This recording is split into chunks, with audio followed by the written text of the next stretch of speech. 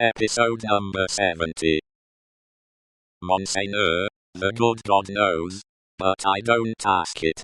My petition is, that a morsel of stone, or wood, with my husband's name, may be placed over him to show where he lies. Otherwise, the place will be quickly forgotten, it will never be found when I am dead of the same malady, I shall be laid under some other heap of poor grass. Monseigneur, they are so many, they increase so fast, there is so much want. Monseigneur. Monseigneur. The valet had put her away from the door, the carriage had broken into a brisk trot, the postilions had quickened the pace, she was left far behind, and Monseigneur, again escorted by the Furies, was rapidly diminishing the league or two of distance that remained between him and his chateau. The sweet scents of the summer night rose all around him, and rose, as the rain falls, impartially, on the dusty, ragged, and toil-worn group at the fountain not far away, to whom the mender of roads, with the aid of the blue cap without which he was nothing, still enlarged upon his man like a spectre, as long as they could bear it. By degrees, as they could bear no more, they dropped off one by one, and lights twinkled in little casements, which lights, as the casements darkened, and more stars came out, seemed to have shot up into the sky, instead of having been extinguished.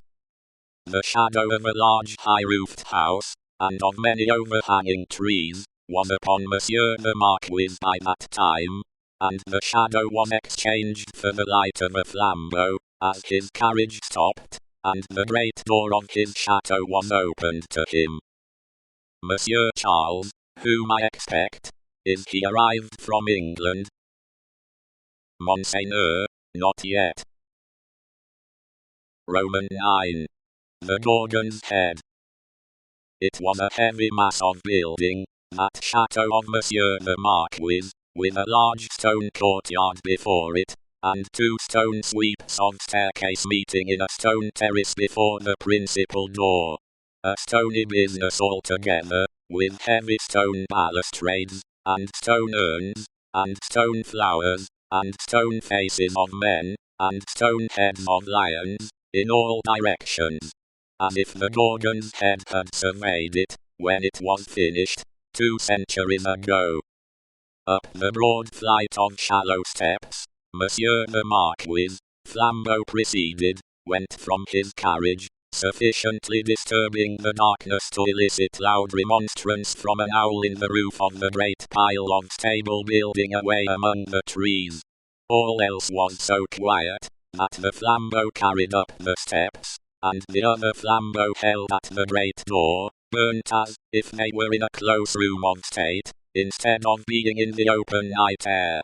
Other sound than the owl's voice there was none, save the falling of a fountain into its stone basin, for it was one of those dark nights that hold their breath by the hour together, and then heave a long low sigh, and hold their breath again.